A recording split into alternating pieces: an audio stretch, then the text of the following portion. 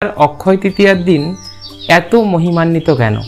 এই দিন কি কি কার্য করা উচিত এবং কি কি কার্য করা উচিত নয়, এছাড়াও এই দিনের বিশেষ কতগুলো মহিমা আমরা এই ভিডিওর মধ্যে আলোচনা করব। তাই ভিডিওটি অবশ্যই সবাই খুব মন দিয়ে শ্রবণ করবেন এবং প্রিয়জনের মাঝে শেয়ার করতে অবশ্যই ভুলবেন না। আসুন প্রথমেই বলে দিই, অক্ষয় তৃতীয়া ছোটবেলা থেকেই গুটি গুটি পায়ে যখন আমরা বড় হয়েছি, একটু জ্ঞান একটু বোধ হয়েছে, তখন থেকেই অক্ষয় তৃতীয়ার দিনটি আমাদের কাছে বিশেষ মহিমান্বিত। কোনো জায়গায় কোনো দোকানে হালখাতা হচ্ছে, কোনো দোকান পূজা হচ্ছে, এক প্যাকেট মিষ্টি আসছে বাড়িতে, একটা নতুন ক্যালেন্ডার, একটা অন্য আকর্ষণ। কিন্তু এর বাইরেও এই দিনটির বিশেষ মহিমা রয়েছে, তা হয়তো আমরা অনেকেও জানি, আবার অনেকে জানি না। আসুন শ্রবণ করি। দেখুন, অক্ষয় তৃতীয়ার দিন বিশেষ করে বেশি বেশি করে সবাইকে অন্ন দান করা উচিত। ওই দিন অবশ্যই বাড়ির দরজা থেকে কোনো ভিক্ষুককে ফিরিয়ে দিতে নেই। অক্ষয় তৃতীয়ার দিন বিশেষ করে গঙ্গা স্নান করা উচিত।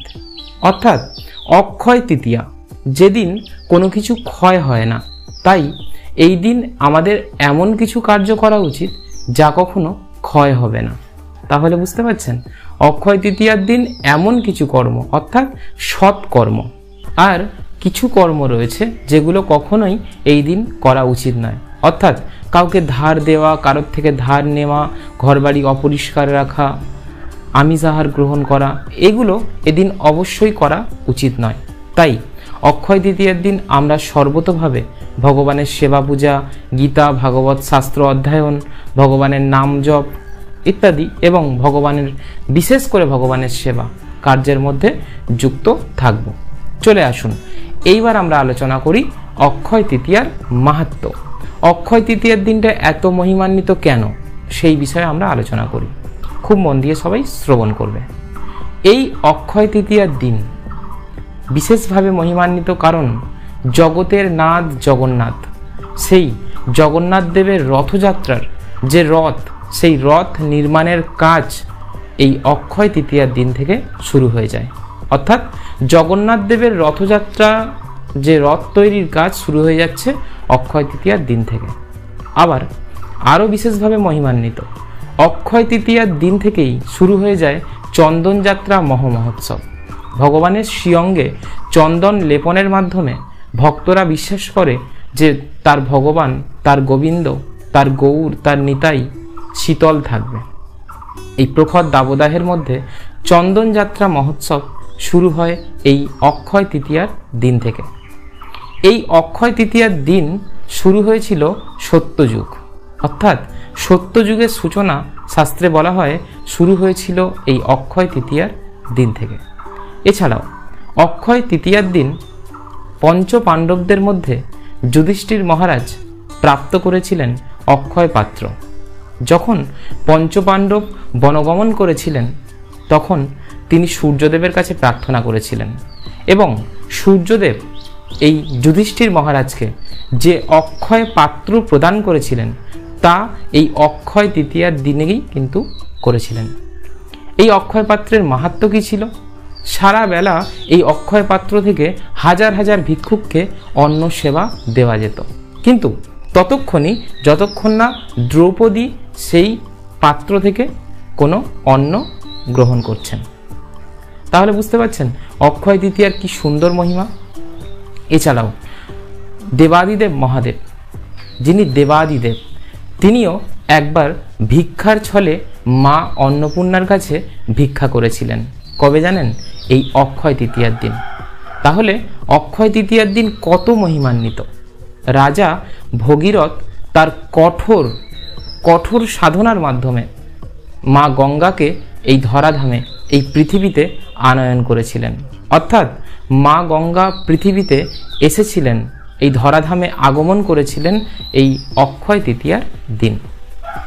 ভগবানের প্রিয় সখা সবাই জানি সুদামা।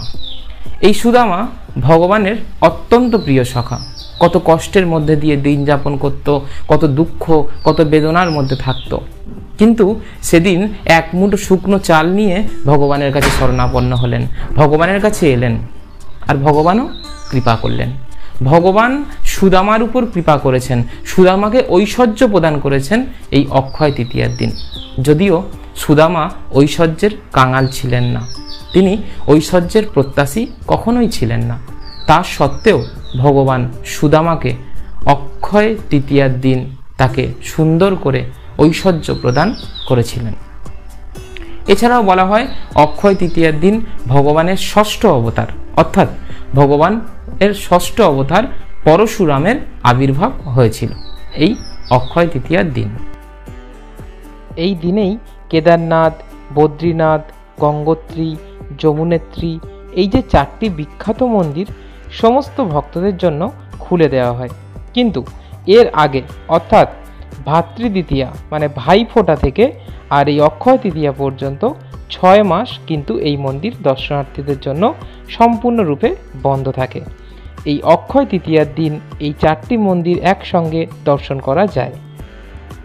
অক্ষয় তৃতীয়ার এই দিনেই মহর্ষি কৃষ্ণদ্বৈপায়ন বেদব্যাস বলেছিলেন মহাভারত, আর সেই মহাভারতকে লিপিবদ্ধ করেছিলেন আমাদের সবার প্রিয় গণেশ দেবতা।